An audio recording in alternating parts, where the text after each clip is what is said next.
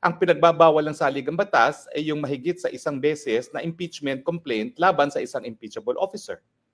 At syempre, pag pang-apat na impeachment complaint ang naging basihan ng articles of impeachment, yan ay sumusobra sa isa.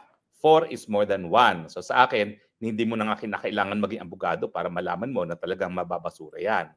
At ang mas mabuti pa, nagsalita rin ang Korte Suprema tungkol dun sa karapatan ng mga pinapaalis sa pamamagitan ng impeachment na meron silang karapatan na madinig at every stage of the impeachment proceedings.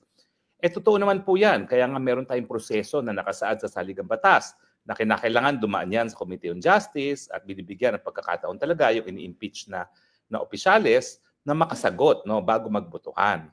So talaga naman pong sa dati-dati na, talagang at every stage kapag merong karapatan na mapagkakait sa isang tao, kinakailangan siya ay madinig muna.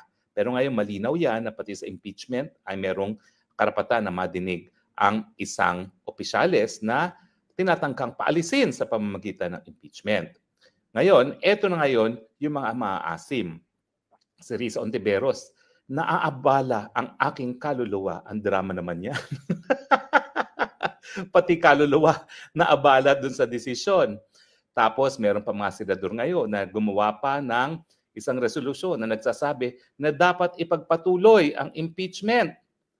Sabi ng iba yan ay incitement to sedition dahil yan ay isang tangka na baliwalain ang naging desisyon ng isang kinikilalang judicial organ ng ating gobyerno.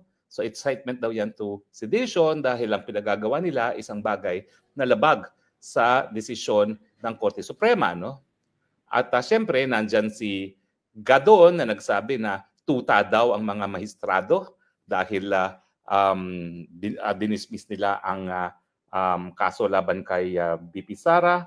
Ito namang si Sendanya ng Akbayan, sinabi niya na Supreme Cuddler daw ni Sara Duterte ang mga mahistrado ng Korte Suprema. At itong si Heydarian, self-proclaimed expert on everything. Ang sabi niya, kaya daw ganyan ang butuhan ng Korte Suprema ay 13 sa kanila ay appointees ni Presidente Duterte.